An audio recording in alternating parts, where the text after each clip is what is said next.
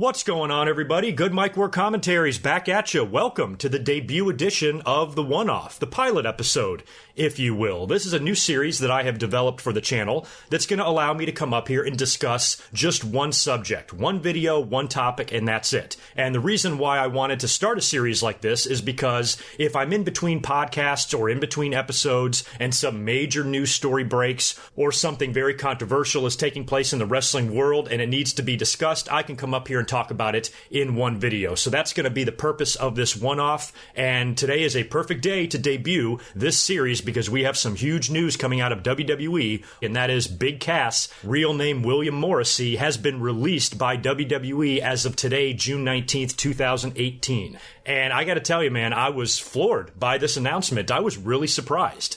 I don't really know what the circumstances are here. This news now is several hours old. I wanted to wait a little while before I just automatically came up on YouTube and started talking about it because I didn't want to come up here and talk about nothing. So I wanted to try to learn as much as I could about the release and what may have led to it. Now, there is no official word coming out of WWE, at least as of right now, as to what the reasoning is. I'm sure in the hours and the days here, we might get some information leaked. Maybe some WWE guys are going to talk to dirt sheets or whatever, and we might get some sort of an idea of why Big Cass was released. But, I mean, who would have thought? Enzo and Cass are both gone from the WWE. When they came in and they had Carmella as their valet in NXT, who would have thought of the three of them that Enzo and Cass would be gone from the company and Carmella would be sitting here as the SmackDown Ladies Champion, the most successful of the trio? That's pretty incredible. Nobody would have predicted that.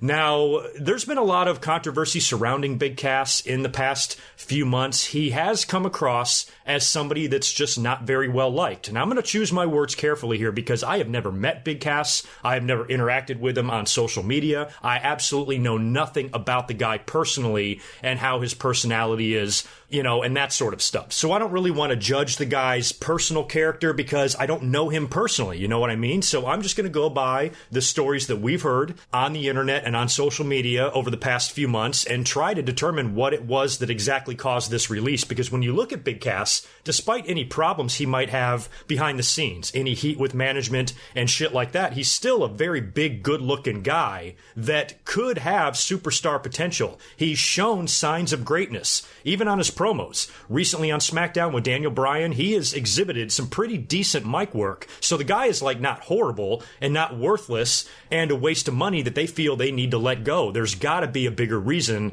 at play here. So if I had to venture a guess here from the mind of a random YouTube podcaster and I had to put my 2 cents into this, I would probably guess that this was just a combination of several different things that have happened over the past few months that just got WWE fed up and said, let's let him go. And Cass is young, and like I said, I don't know anything about him personally. I've never met the guy, but I can definitely see the possibility of this guy maybe having some maturity issues, and this might be a circumstance where they're going to let him go, and then maybe he comes back in a couple of years. Maybe he just needs to leave WWE, grow up a little bit, mature, maybe get some experience outside of WWE and in the independents and internationally and shit like that, and maybe he can come back in with a fresh attitude one day. I wouldn't be surprised at all if when they released him, they left the door open for return in the future, because this guy is not just some throwaway talent, some throwaway jobber. You don't get too many, 7-footers that have a good look and have a decent ability on the mic and, are not the worst big men in the ring that we've ever seen. We've seen a lot worse, big, tall 7-footers that can't even move around or compete at all inside of a ring. So really, when you look at Big Cass, who he is and what his value is, it's not like he's worthless. So for them to release him, he must have really pissed them off. Now, one of the first things we heard about Big Cass, I think this was prior to his injury even, is that he is a very loud Donald Trump supporter. Now, politically, somebody's political opinions really should have no bearing whatsoever on their job. So maybe Cass alienated himself from the locker room with some of that stuff, but that shouldn't matter. So that's a story I kind of ignored. Then a few months went by and he returns from his injury, and the biggest story that broke online was when they did the midget Daniel Bryan segment on SmackDown a few weeks back, building their feud, I think, for Backlash. And according to the news reports, he went off script there. He was supposed to humiliate and knock the little guy, and I think even push him down, maybe even hit him with the big boot or something like that, but he went beyond that. He ended up mounting the little fella and raining punches down on him and just really kicked the guy's ass. And the stories that we've read say that he actually approached WWE management and the bookers and writers and proposed that he continue his attack on the little person, and they said no. Even Vince McMahon himself said, no, don't do that, but he did it anyway. And when you go on WWE's YouTube channel or their website and you watch videos or see images of this segment, none of that extracurricular shit that Cass did is on there. They edited all of it out. So that reportedly landed him in hot water, which I understand. You can't do that. If you're told to go do one thing and you go out there and do something else, especially on live TV, I can totally understand how that will get you a shit ton of heat with management. So unlike the Donald Trump stuff, which I brushed off as not being important, this was very important. And again, though, even though he did that and probably deserved some punishment and probably did get some punishment, I didn't think that would be really grounds for release either. Maybe a stern talking to, maybe even a suspension. Maybe he's got a job out on TV for a couple of weeks. You know, any other thing that you would normally do to a talent if they do something wrong. I wasn't expecting him to be released. And then I'm kind of searching around on the internet today and on the websites, trying to dig up as much as I could about the Big Cass situation, and I come across a tweet from Ryan Satin from Pro Wrestling Sheet, and it's about a month old, and there was a fan report from a house show back on May 10th, I believe the day was, and I don't have the text here in front of me with this story, so I'm kind of going by memory here, but apparently there was a fan in the audience that witnessed Big Cass having a huge conversation or huge argument and this big blow up with a couple of WWE agents. I believe they were Scott Armstrong and I think maybe Mike Rotundo, if I remember the story right. But apparently he's yelling and screaming, you know, kind of off stage, and a few fans can see him.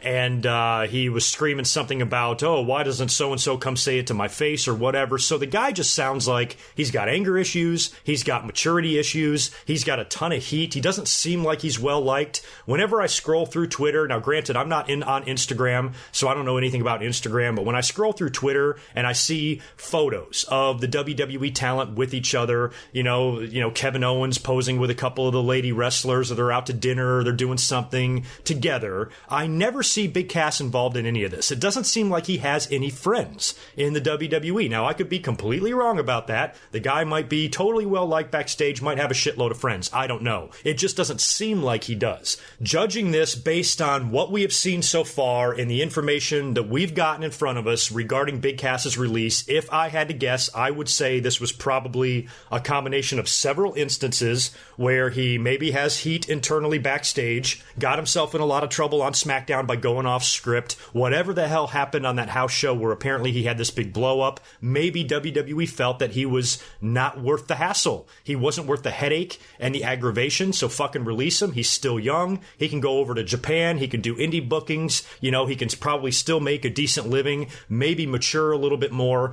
and learn how to handle himself better in these professional type of environments, and maybe one day he can come back in the WWE and make a big splash. But for right now, he's gone.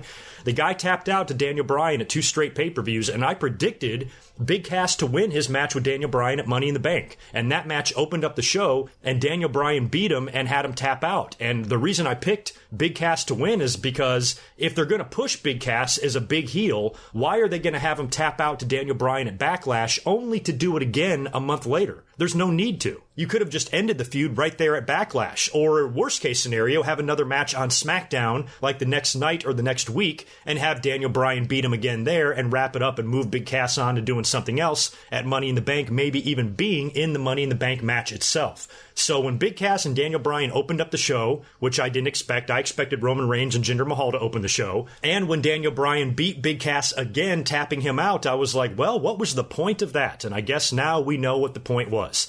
And on the day of SmackDown's going to air here in just an hour or so, and Big Cass will not be on the show, and I'm curious if they're even going to mention anything about it at all. I would assume that they would wait until tomorrow to announce Big Cass's release, but I'm guessing that maybe when he got to the building today, for SmackDown. That's when he was released, because this news broke a couple of hours ago. So I'm sure the talent was in the building and he was probably informed at SmackDown. I wish Big Cass nothing but the best. I'm sure he will be able to get some indie bookings without a problem. The guy is too big to go unnoticed and sit at home doing nothing. There's no way a wrestling company would pass up an opportunity to get him booked. And he should be able to make, based on his run in WWE, some decent money on the indie circuit. And hopefully this will be a good thing for Cass in the long run. Maybe, right now, for immediate purposes, this sucks. He's probably pretty upset about this, but maybe in the long run, when you look back on his entire career, if he winds up having a 15-year career and he looks back on this day, this might be one of the better things to have happened to him in the long run. Or, Big Cass could fizzle away and go away forever. Who knows? Now, he did recently have some sort of like a semi-falling out with Enzo as well. So I don't know what their personal relationship is, but if the two of them decided to get back together, that's a pretty big act that could now go to Impact or anywhere else in the country on the independent scene and probably make a pretty decent amount of money doing their shtick. So I wouldn't be surprised at all if Enzo and Cass here in the future put aside their differences and maybe team back up to accept some indie bookings together. I think that would probably be good for both of them. They're not going to be able to do everything they did in WWE, because I'm sure WWE trademarked the fuck out of everything, including Cup of Haters and Soft and all that crap. So they're probably going to be a little bit handcuffed there, but still, indie bookings are going to come rather easily, I would assume, for both of these guys. So it's kind of a shame. I would like to know the full story on this. I'm sure we will get it here in the next few days. More information will be leaked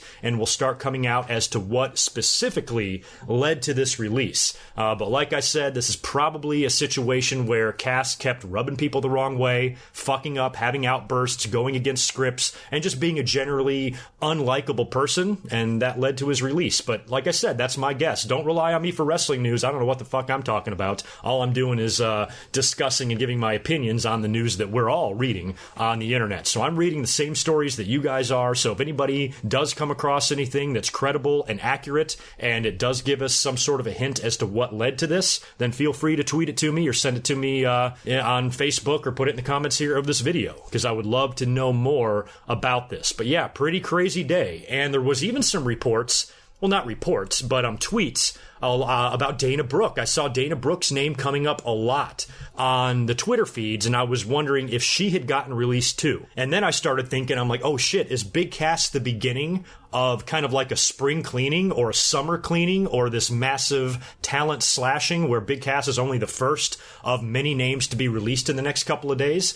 I'm inclined to say no. I think that this is an isolated release. I think Big Cass did some things that specifically led to them wanting to let him go, because you don't just let go a guy that big. Vince loves big guys, and when WWE sees potential in a big guy, they generally have a job for life. So you know that if you get released suddenly like that, 36 hours after you had a pay-per-view match with one of the company's top stars, something must have gone down. A lot of fans think that it doesn't make sense that Big Cass was fired, but you don't know the story. You don't know any more than I do. You don't know any more than any of us do. It's not that black and white. It's not just as simple as, oh, why is Big Cass released but somebody like Dana Brooke still has a job? Because Dana Brooke is not an asshole, or whatever Big Cass did to get himself fired, Dana Brooke didn't do that. So it's not just a matter of how valuable you find the talent. If you're impossible to work with, you've got to be released. WWE is too big now. They don't need anybody. Hell, they didn't even care about suspending their poster boy, their WWE champion, their next John Cena, Roman Reigns, when he was champion and got popped for a wellness policy violation.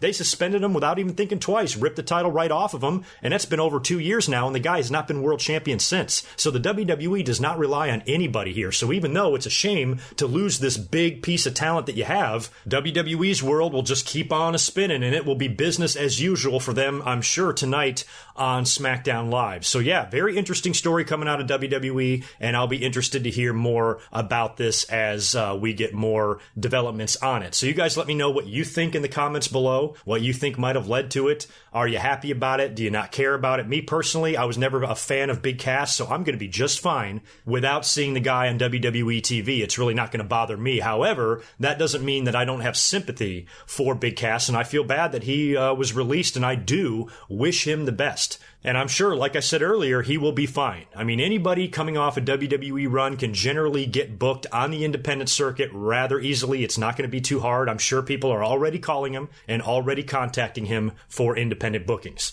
So hopefully Cass can use this time away from WWE to potentially learn from his mistakes, to better himself, and maybe this big monster can show back up on WWE TV sometime in the future.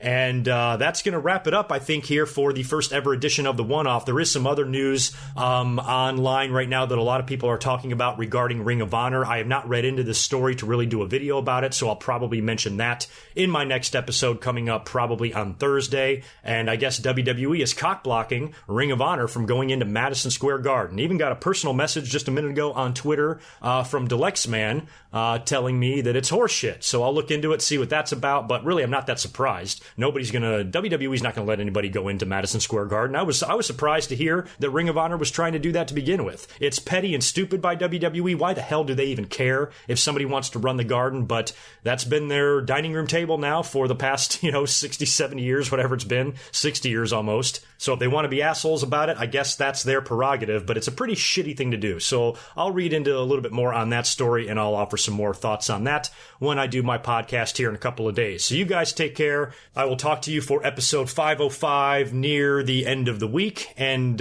you guys let me know all your thoughts on this crazy situation in the comments below, and tweet me all of your opinions as well. I'll talk to you real soon. Until next time, peace.